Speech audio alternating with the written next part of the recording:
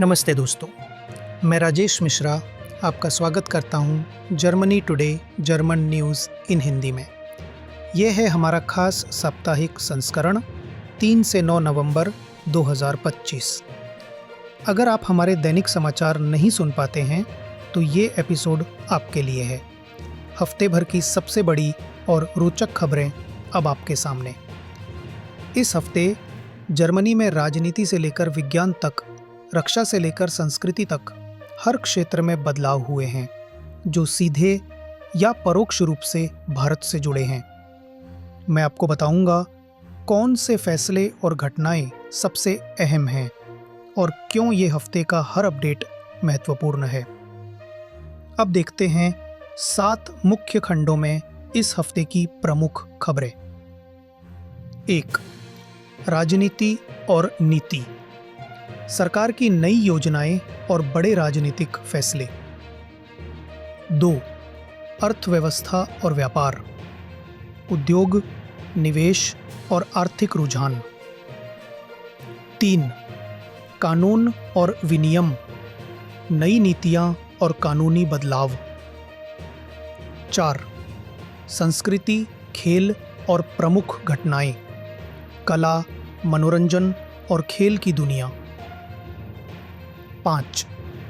रक्षा और विदेश मामले, सुरक्षा, सैन्य रणनीति और अंतर्राष्ट्रीय रिश्ते। 6. विज्ञान, प्रौद्योगिकी और पर्यावरण, नवाचार, अनुसंधान और पर्यावरण संरक्षण। 7. भारत जर्मनी साप्ताहिक टॉप 20 समाचार, रक्षा और सुरक्षा सहयोग, आर्थिक और व्यापारिक अपडेट, प्रवासी, संस्कृति, शिक्षा और भू राजनीतिक घटनाएं।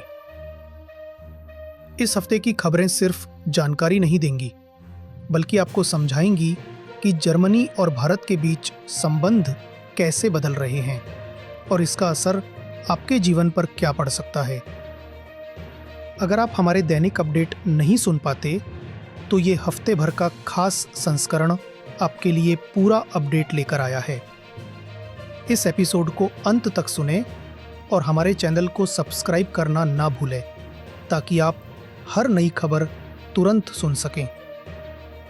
तो चलिए, मैं राजेश मिश्रा आपके साथ इस हफ्ते की सबसे बड़ी और महत्वपूर्ण खबरों को लेकर बड़ी राजनीतिक और सुरक्षा खबरों से आगे बढ़ते हैं। चांसलर फ्रेडरिक मर्ज का CDU, CSU, SPD गठबंधन गहरे संकट में है। सत्ता में महज 6 महीने बाद ही सरकार आंतरिक कलह और नीतिगत गतिरोध से जूझ रही है। शरणार्थियों की वापसी और जलवायु नीति जैसे मुद्दों पर दल एकमत नहीं हो पा रहे हैं।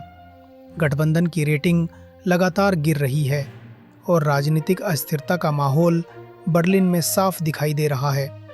जर्मन राष्ट्रपति फ्रैंक वाल्टर स्टाइनमायर ने हाल ही में एक उच्च प्रोफाइल भाषण में देश को चेतावनी दी। उन्होंने दक्षिणपंथी ताकतों के बढ़ते प्रभाव और समाज में फैलती यहूदी विरोधी भावना को गंभीर खतरा बताया। राष्ट्रपति ने सभी लोकतांत्रिक दलों और नागरिक समाज से मिलकर इन खतरों का सामना करने का आह्वान किया। यह भाषण राष्ट्रीय बहस को तेज करने की कोशिश के रूप में देखा जा रहा है। जर्मनी के राजनीतिक परिदृश्य में ऐतिहासिक बदलाव दिख रहा है। नवीनतम सर्वेक्षणों के अनुसार दक्षिणपंथी alternative for Germany AfD party अब चांसलर मर्ज की CDU CSU के बराबर पहुंच गई है। इसका मतलब है कि देश की 2 सबसे बड़ी पार्टियां अब एक पारंपरिक और एक दक्षिणपंथी दल हैं। ये विकास गठबंधन सरकार की कमजोरी और जनता में बढ़ते असंतोष का संकेत है। सरकार के भीतर शरणार्थियों की वापसी को लेकर बड़ा विवाद खड़ा हो गया है। CDU के एक वरिष्ठ विदेश मंत्री ने सीरिया से आए शरणार्थियों को वापस भेजने की योजना पर सार्वजनिक तौर पर अपने संदेह जताए। उनका कहना था कि देश में सुरक्षा की स्थिति अभी भी चिंताजनक है। इस बयान ने गठबंधन साझीदार SPD और मानवाधिकार संगठनों की आलोचना को जन्म दिया। ये घटना सरकार की एकजुटता पर सवाल खड़ा करती है। जर्मनी की नवगठित राष्ट्रीय सुरक्षा परिषद की पहली बैठकों में कमी सामने आई। परिषद चीन के मामले में स्पष्ट और सामंजस्यपूर्ण आर्थिक सुरक्षा रणनीति बनाने में विफल रही। विभिन्न मंत्रालयों के बीच समन्वय की कमी इसका मुख्य कारण बताई जा रही है। इससे जर्मनी की चीन नीति असंगत और कमजोर नजर आ रही है। जलवायु लक्ष्यों को हासिल करने के तरीकों को लेकर राजनीतिक बहस तेज हो गई है। आलोचकों का आरोप है कि सरकार की वर्तमान रणनीति अब भी प्राकृतिक गैस जैसे जीवाश्म ईंधनों पर निर्भर है। उनका मानना है कि इससे हरित ऊर्जा में संक्रमण की गति धीमी हो रही है। सरकार इसे व्यवहारिक और ऊर्जा सुरक्षा के अनुकूल बताती है। ये मतभेद 2045 तक जलवायु तटस्थता के लक्ष्य में बड़ी बाधा बन गए हैं। यूक्रेन पर रूसी आक्रमण के बाद यूरोपीय संघ ने रक्षा सहयोग को मजबूत करने का फैसला किया है। हाल ही में पारित रीआर्म ईयू पैकेज के बाद नई चर्चाएं शुरू हुई। इन चर्चाओं का मुख्य फोकस यूक्रेन और ईयू सदस्य देशों के बीच रक्षा उत्पादन सहयोग को बढ़ावा देना है। इसका लक्ष्य गोला बारूद और हथियारों के उत्पादन की गति और क्षमता बढ़ाना है। चांसलर फ्रेडरिक मर्ज ने भाषण में जर्मनी को यूरोप की सबसे शक्तिशाली पारंपरिक सेना बनाने का वादा किया। उन्होंने रूस को वास्तविक खतरा बताया और सेना को सीधे निवारक के रूप में पेश किया। इसके तहत बुंडेसवेहर के आधुनिकीकरण और यूरोपीय साझेदारों के साथ सहयोग पर जोर दिया जाएगा। आगामी COP30 जलवायु वार्ता से पहले जर्मनी ने अपनी आधिकारिक बातचीत की स्थिति घोषित की। जर्मनी हरित प्रौद्योगिकी के हस्तांतरण के माध्यम से विकासशील देशों के साथ रणनीतिक साझेदारी स्थापित करने पर जोर देगा। इसका उद्देश्य सिर्फ उत्सर्जन कम करना नहीं, बल्कि जर्मन तकनीक और व्यवसाय के लिए नए बाजार खोलना भी है। यूरोपीय संघ ने 2040 के लिए 90% उत्सर्जन में कमी के प्रारंभिक लक्ष्य पर सहमति जताई है। जर्मन पर्यावरण मंत्री ने इसे एक महत्वपूर्ण कदम बताया, लेकिन पर्यावरण संगठनों और हरित दलों ने इसे बहुत कमजोर और अपर्याप्त करार दिया। जर्मनी के बावरिया राज्य ने अपने जलवायु तटस्थता लक्ष्य को स्थगित कर दिया और अब 2045 तक इसे पूरा करने का निर्णय लिया। इस फैसले की आलोचना हो रही है क्योंकि इससे संघीय जलवायु प्रयास कमजोर हो सकते हैं। और एक गलत उदाहरण और व्यापार के क्षेत्र में इस हफ्ते की सबसे महत्वपूर्ण खबरों की ओर। जर्मन अर्थव्यवस्था की स्थिति को लेकर जारी चिंताओं की पुष्टि German chamber of commerce and industry के ताज़ा सर्वेक्षण ने कर दी है। इस रिपोर्ट में कहा गया है कि अर्थव्यवस्था पानी में चलने जैसी स्थिति में अटकी हुई है। न तो इसमें गिरावट आ रही है और न ही कोई महत्वपूर्ण सुधार दिखाई दे रहा है। सर्वेक्षण के अनुसार निकट भविष्य में इस स्थिति के बदलने के कोई संकेत नहीं मिल रहे हैं। यह स्थिरता एक प्रकार का ठहराव है जो व्यवसायों के लिए अनिश्चितता का माहौल बनाए हुए है। एक अत्यधिक उद्धृत रिपोर्ट ने जर्मनी के आर्थिक भविष्य को लेकर चेतावनी दी है। रिपोर्ट में कहा गया है कि जर्मन विनिर्माण कंपनियों का एक महत्वपूर्ण हिस्सा वर्ष 2026 में नौकरियों में कटौती की योजना बना रहा है। ये संकेत देता है कि अगला साल अर्थव्यवस्था के लिए और भी चुनौतीपूर्ण हो सकता है और घरेलू मांग पर नकारात्मक असर पड़ सकता है। जर्मन विनिर्माण उद्योग, जो देश की अर्थव्यवस्था की रीढ़ माना जाता है, कई गंभीर चुनौतियों का सामना कर रहा है। उच्च श्रम लागत, महंगी ऊर्जा और वैश्विक मांग में कमजोरी के कारण निर्यात कमज़ोर हो रहा है। इस स्थिति में कई कंपनियां अपने उत्पादन को लागत कम करने वाले देशों में स्थानांतरित करने पर विचार कर रही हैं। इससे देश के औद्योगिक आधार और दीर्घकालिक आर्थिक क्षमता को नुकसान पहुंचने का खतरा है। व्यापार जगत ने सरकार पर आर्थिक राहत प्रदान करने का दबाव बनाया है। उनकी मुख्य मांगों में नौकरशाही की जटिलताओं को कम करना और बढ़ते सामाजिक सुरक्षा योगदानों पर नियंत्रण शामिल है। व्यवसायियों का तर्क है कि इन उपायों के बिना जर्मनी अपनी वैश्विक प्रतिस्पर्धात्मकता खो देगा। एक अनुकूल व्यापारिक माहौल निवेश आकर्षित करने और उद्योग बनाए रखने के लिए अत्यंत आवश्यक है। वर्ष 2025 के रिकॉर्ड स्तरीय संघीय बजट में किए गए निवेश के परिणाम स्वरूप बुनियादी ढांचा परियोजनाओं को गति मिलनी शुरू हो गई है। रेलवे नेटवर्क के आधुनिकीकरण, स्कूलों के निर्माण और डिजिटल नेटवर्क के विस्तार जैसी परियोजनाओं पर काम चल रहा है। सरकार का उद्देश्य इन निवेशों के माध्यम से अर्थव्यवस्था में तत्काल गति लाना और दीर्घकालिक उत्पादक क्षमता बढ़ाना है। विशेषज्ञों का कहना है कि इन परियोजनाओं का पूरा लाभ मिलने में अभी समय लगेगा। जर्मनी के विभिन्न औद्योगिक क्षेत्रों में छटनी की लहर की खबरें चर्चा में हैं। ये सिर्फ विनिर्माण तक सीमित नहीं है, बल्कि प्रौद्योगिकी और सेवा क्षेत्रों में भी नौकरी कटौती की रिपोर्ट्स सामने आ रही हैं। ये रुझान आर्थिक ठहराव और संरचनात्मक बदलावों का संकेत है। इससे न केवल पारिवारिक आय प्रभावित हो रही है, बल्कि उपभोक्ता मनोबल और घरेलू मांग पर भी दबाव पड़ रहा है। राष्ट्रीय सुरक्षा परिषद ने देश की रणनीतिक कच्चे माल पर निर्भरता को कम करने के लिए कार्य योजना का मसौदा तैयार किया है। ये योजना लिथियम, तांबा और दुर्लभ भू धातुओं जैसी महत्वपूर्ण संसाधनों की आपूर्ति सुनिश्चित करने पर केंद्रित है, जो हरित प्रौद्योगिकी और डिजिटलीकरण के लिए आवश्यक हैं। इसका उद्देश्य आपूर्ति श्रृंखलाओं को विविध बनाना, पुनर्चक्रण बढ़ाना और रणनीतिक स्टॉक तैयार करना है। ये कदम आर्थिक सुरक्षा और औद्योगिक संप्रभुता को राष्ट्रीय सुरक्षा का एक अभिन्न अंग और विनियम की, जहां इस हफ्ते कई अहम बदलाव और कानूनी बहसें सुर्खियों में रहीं। सबसे पहले बाय नाउ पे लेटर सेवाओं पर सख्त नियम लागू होने जा रहे हैं। 20 नवंबर से शुरू हो रहे इन नए उपभोक्ता ऋण नियमों में अब छोटे डिजिटल लोन के लिए भी औपचारिक क्रेडिट जांच जरूरी होगी।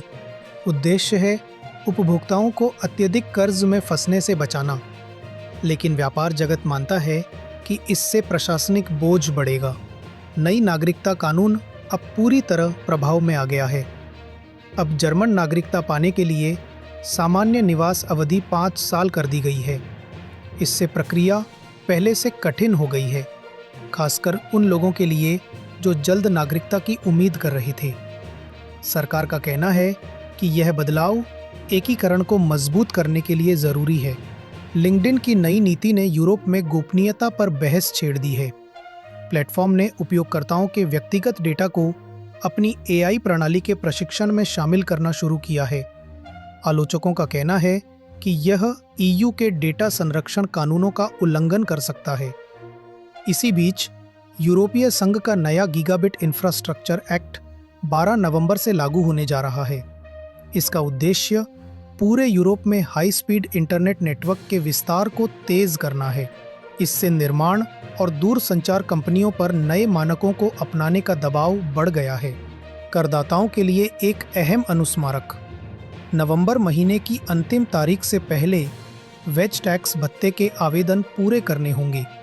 समय पर आवेदन न करने पर कर लाभ से वंचित रहना पड़ सकता है। कंपनियां अब ईयू डेटा एक्ट के प्रभाव को महसूस कर रही हैं। यह कानून स्मार्ट उपकरणों और कनेक्टेड वाहनों से जुड़ी जानकारी के उपयोग और साझाकरण को नियंत्रित करता है। इसका मकसद उपभोक्ताओं को अपने डेटा पर अधिक नियंत्रण देना है। हालांकि कई देश अभी भी इसके उल्लंघन के दंड तय करने में पीछे हैं, जिससे व्यवसायों में अनिश्चितता बनी हुई है। फेडरल कोर्ट ऑफ जस्टिस के एक हालिया फैसले ने साफ कर दिया है कि किसी तीसरे पक्ष को ग्राहक डेटा देने के लिए अदालत का वैध आदेश जरूरी है। यह गोपनीयता की सुरक्षा के लिए एक मजबूत मिसाल मानी जा रही है। जर्मनी की बड़ी कंपनियां आने वाले EUAI एक्ट के नए चरण के लिए तैयारियां कर रही हैं। यह चरण जनरल पर्पस AI मॉडलों पर केंद्रित है और पारदर्शिता व सुरक्षा को बढ़ाने का प्रयास है।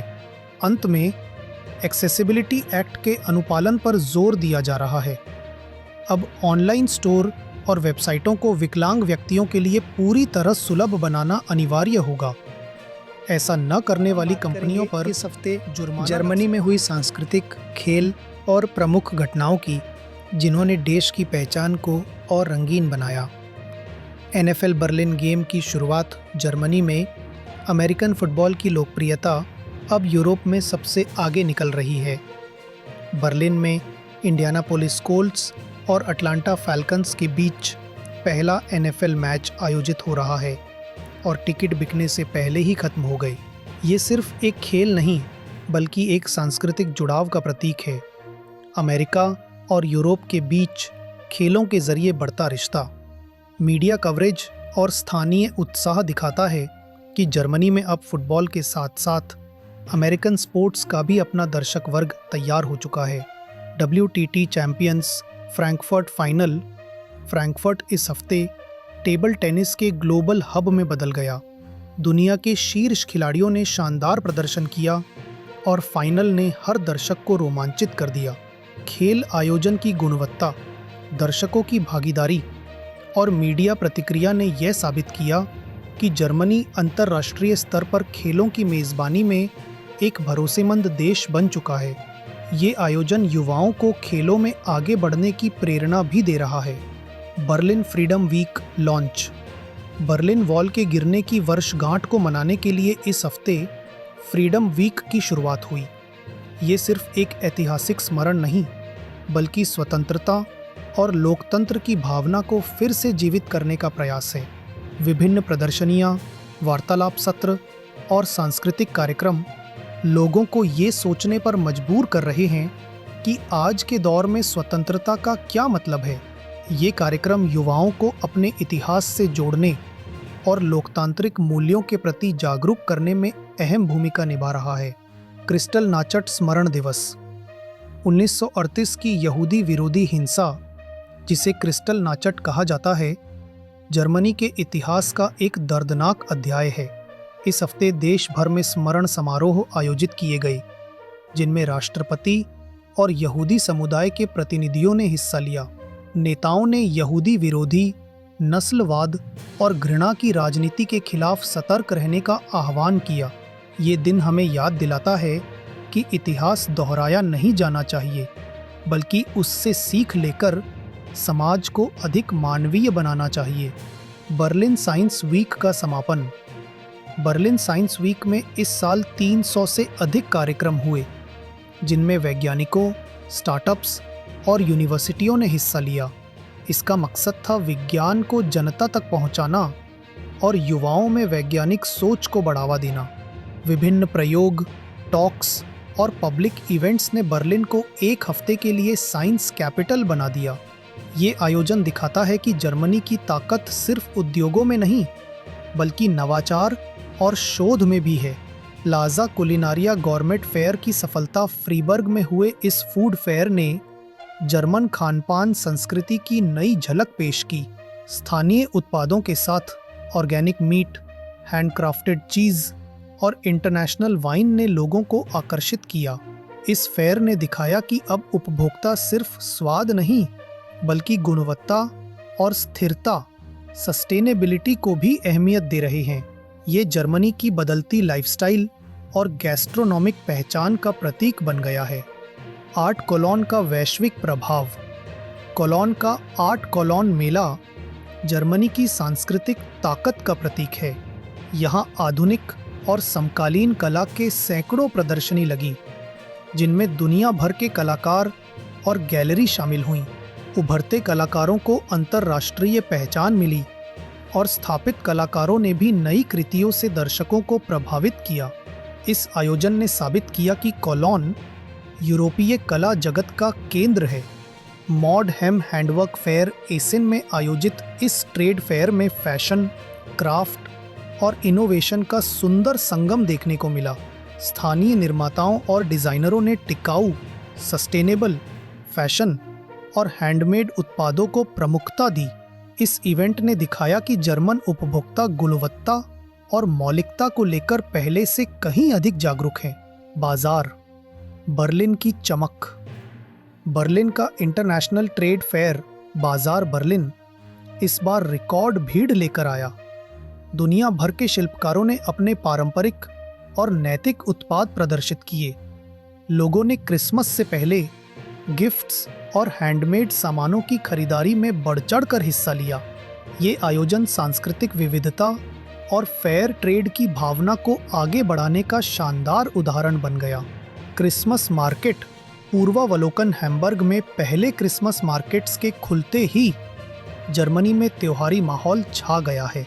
लोग परिवार और दोस्तों के साथ घूमने, खरीदारी करने और ग्लू वाइन का आनंद लेने की योजना बना रहे हैं। इस परंपरा को जर्मनी जो की हर साल सांस्कृतिक दुनिया भर के पर्यटकों को आकर्षित करती है। कार्निवल सीजन की शुरुआत राइनलैंड के शहरों कोलोन, माइंज और डेसेल्डॉर्फ में कार्निवल की तैयारियां जोरों पर हैं। 11 नवंबर को होने वाले परेड और समारोह इस त्यौहार के आधिकारिक आगाज माने जाते हैं। लोग रंग बिरंगे कॉस्ट्यूम पहनकर नाचते गाते सड़कों पर उतरते हैं। ये परंपरा जर्मन संस्कृति की सबसे खुशहाल और जीवंत झलक पेश करती है। नीना चुबा का arena tour. German pop singer Nina Chuba की एरिना टूर की टिकटें कुछ ही घंटों में सोल्ड आउट हो गईं। उनके गाने आज के युवाओं के बीच पहचान और आत्मविश्वास की आवाज़ बन चुके हैं। उनका बर्लिन कॉन्सर्ट सोशल मीडिया पर चर्चा का विषय बना हुआ है। ये दिखाता है कि जर्मन म्यूजिक इंडस्ट्री में अब महिला कलाकारों की नई पीढ़ी के दो सबसे अहम क्षेत्र रक्षा और विदेश मामले और विज्ञान, प्रौद्योगिकी और पर्यावरण, जहां जर्मनी ने न सिर्फ रणनीतिक बल्कि वैज्ञानिक मोर्चे पर भी नए अध्याय लिखे हैं। रक्षा और विदेश मामले प्रमुख हेलीकॉप्टर खरीद सौदा। जर्मनी ने अपनी सैन्य क्षमताओं को आधुनिक बनाने की दिशा में एक बड़ा कदम उठाया है। सरकार ने एयरबस कंपनी से लगभग 1 अरब यूरो के सौदे के तहत 20 नए हेलीकॉप्टरों की खरीद की घोषणा की है। ये हेलीकॉप्टर बुंडेसवेयर की परिवहन और रसद क्षमता को मजबूत करेंगे, खासकर नाटो के मिशनों में जर्मनी की भूमिका को और प्रभावी बनाएंगे। ये सौदा यूरोपीय रक्षा उद्योग को भी एक स्पष्ट संकेत देता है कि जर्मनी अब रक्षा निवेश को दीर्घकालिक प्राथमिकता बना रहा है। इस निर्णय से न केवल सुरक्षा बढ़ेगी बल्कि घरेलू तकनीकी और औद्योगिक क्षमताओं को भी बढ़ावा मिलेगा। विज्ञान, प्रौद्योगिकी और पर्यावरण। राष्ट्रीय हाइड्रोजन ग्रिड योजना में तेजी। जर्मन सरकार ने हरित ऊर्जा की दिशा में एक ऐतिहासिक कदम उठाया है। कैबिनेट ने राष्ट्रीय हाइड्रोजन पाइपलाइन नेटवर्क के लिए फास्ट ट्रैक योजना को मंजूरी दी है, जो 2030 तक लागू की जाएगी। ये नेटवर्क उत्तरी सागर के हाइड्रोजन आयात टर्मिनलों को देश के औद्योगिक केंद्रों से जोड़ेगा, जिससे कोयला और गैस पर निर्भरता कम होगी। ये कदम जर्मनी की ऊर्जा सुरक्षा और जलवायु लक्ष्यों दोनों के लिए महत्वपूर्ण है और इसे हरित औद्योगिक क्रांति का इंजन माना जा रहा है। फ्यूजन टेक स्टार्टअप ने रिकॉर्ड फंडिंग हासिल की। म्यूनिक स्थित एक परमाणु फ्यूजन स्टार्टअप ने 80 मिलियन यूरो की रिकॉर्ड फंडिंग जुटाई है। ये कंपनी मैक्स प्लैंक इंस्टीट्यूट के अनुसंधान पर आधारित एक नई रिएक्टर तकनीक विकसित कर रही है। ये निवेश दिखाता है कि निजी क्षेत्र अब फ्यूजन ऊर्जा को भविष्य के वास्तविक ऊर्जा स्रोत के रूप में देखने लगा है। अगर ये तकनीक सफल रही तो ये स्वच्छ और असीम ऊर्जा उत्पादन में क्रांति ला सकती है। राइन नदी ड्रेजिंग विवाद। लंबे सूखे और जल स्तर में गिरावट के कारण सरकार ने राइन नदी के एक महत्वपूर्ण हिस्से की आपातकालीन ड्रेजिंग को मंजूरी दी है। इसका उद्देश्य जर्मनी की अर्थव्यवस्था के लिए सबसे जरूरी जलमार्ग को चालू रखना है। हालांकि पर्यावरण संगठनों ने चेतावनी दी है कि ये कदम नदी के पारिस्थितिकी तंत्र को नुकसान पहुंचा सकता है।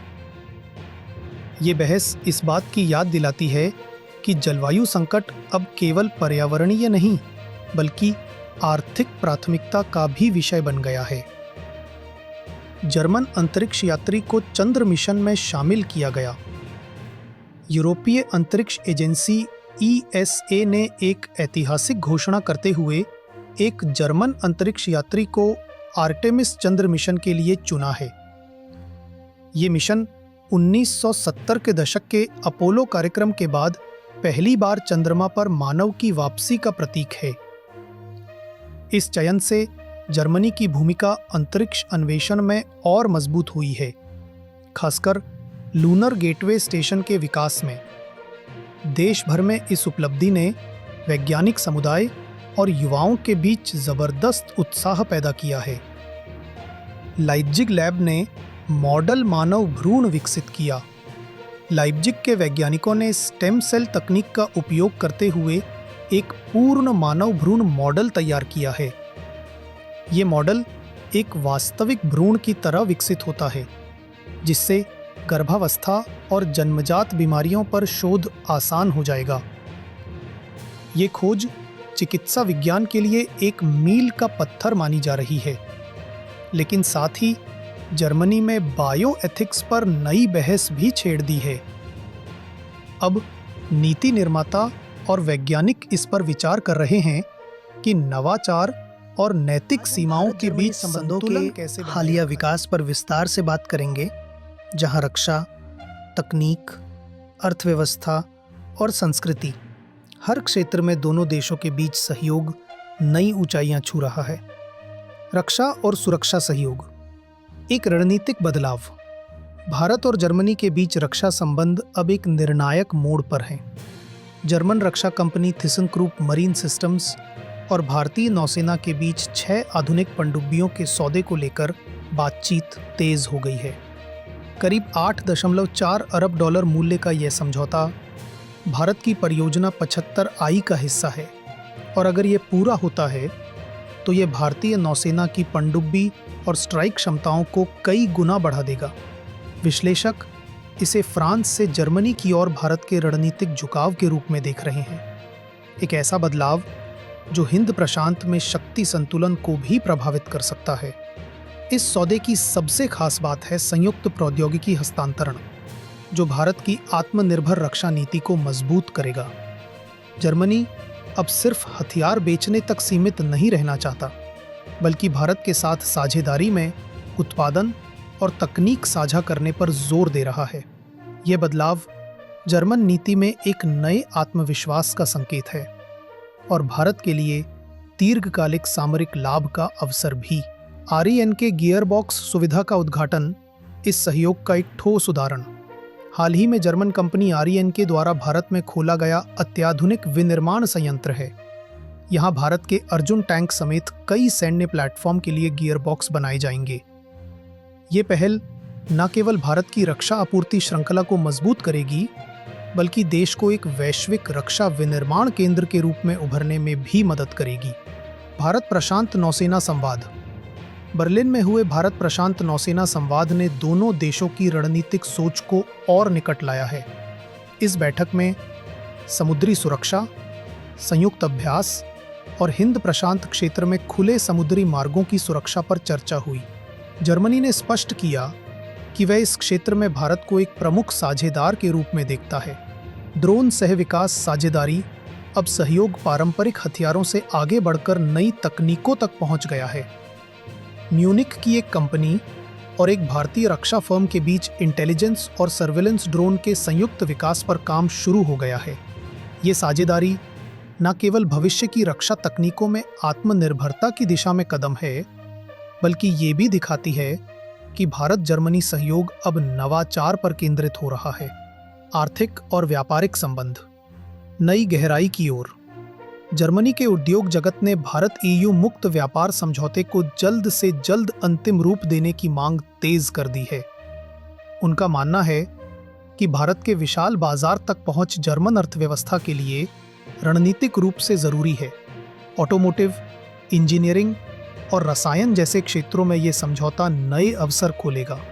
साथ ही एक KPMG रिपोर्ट ने दिखाया कि जर्मन और वैश्विक निवेशक चीन की जगह भारत को प्राथमिकता दे रहे हैं।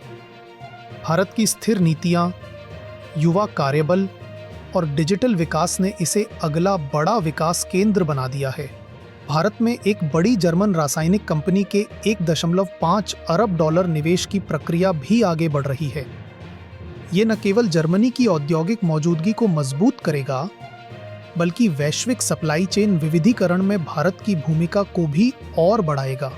दिलचस्प बात यह है कि अब जर्मन कंपनियां भारत को केवल एक उपभोक्ता बाजार नहीं, बल्कि पूरे एशिया के लिए उत्पादन केंद्र के रूप में देख रही हैं। हालांकि अभी भी नौकरशाही की जटिलताएं एक चुनौती बनी हुई हैं। कई कंपनियों ने भूमि अधिग्रहण और आयात प्रक्रियाओं को सुधारने की आवश्यकता जताई है। प्रवासी, संस्कृति और शिक्षा, जीवंत सेतु। बर्लिन में भारतीय दूतावास ने वंदे मातरम की 150वीं वर्षगांठ पर एक यादगार समारोह आयोजित किया। बड़ी संख्या में प्रवासियों की भागीदारी और सोशल मीडिया पर वायरल तस्वीरों ने जर्मनी में भारतीय संस्कृति की गूंज को और बढ़ा दिया। OECD की रिपोर्ट ने भी पुष्टि की है कि जर्मनी में भारतीय पेशेवरों और छात्रों का प्रवास रिकॉर्ड स्तर पर पहुंच गया है। इससे जर्मन कंपनियों को डिजिटल और इंजीनियरिंग क्षेत्र में प्रतिभा की कमी पूरी करने में मदद मिल रही है। फिर भी छात्र वीजा साक्षात्कार में लंबी प्रतीक्षा भारतीय छात्रों के लिए निराशाजनक बनी हुई है। दूतावासों में स्लॉट की कमी से कई छात्रों की पढ़ाई की योजनाएं प्रभावित हो रही हैं। भू राजनीतिक और तकनीकी सहयोग। भारत के विदेश मंत्री के हालिया बयानों में बहुध्रुवीय विश्व व्यवस्था पर जोर ने जर्मन विश्लेषकों का ध्यान खींचा है। वे मानते हैं कि भारत रूस और पश्चिम दोनों के बीच संतुलन साधने की अपनी स्वतंत्र नीति पर अडिग है।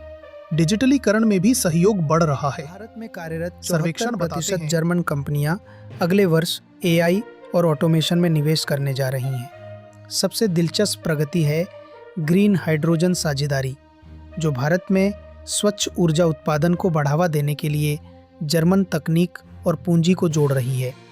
इससे भविष्य में जर्मनी को हरित ऊर्जा आयात का स्थिर स्रोत मिलेगा। अंत में बर्लिन में नीति हलकों में भारत फोकस रणनीति पर बहस जारी है। क्या यह केवल बयानबाजी रह जाएगी या इससे वास्तविक नीतिगत परिवर्तन होंगे?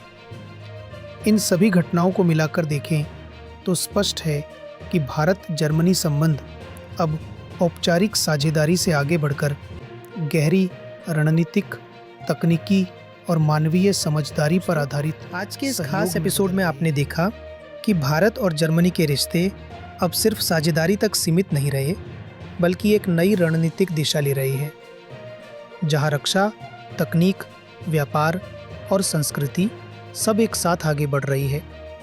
ये सहयोग आने वाले वर्षों में न सिर्फ दोनों देशों की अर्थव्यवस्थाओं को मजबूत करेगा, बल्कि वैश्विक राजनीति में भी एक नया संतुलन बना सकता है। अगर आपने हमारा दैनिक podcast Germany today German news इन हिंदी मिस कर दिया है, तो ये साप्ताहिक विशेष एपिसोड खास तौर पर आपके लिए है।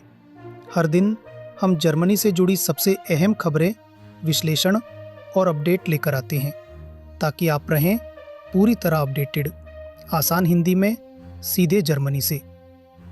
अगर आपको ये एपिसोड पसंद आया तो इसे लाइक करें, शेयर करें और channel Germany today German news इन हिंदी को सब्सक्राइब ज़रूर करें। आपका एक क्लिक हमें आगे बढ़ने और बेहतर खबरें लाने की प्रेरणा देता है। अगले एपिसोड में फिर मिलेंगे कुछ और नई और अहम जर्मन खबरों के साथ। तब तक के लिए धन्यवाद।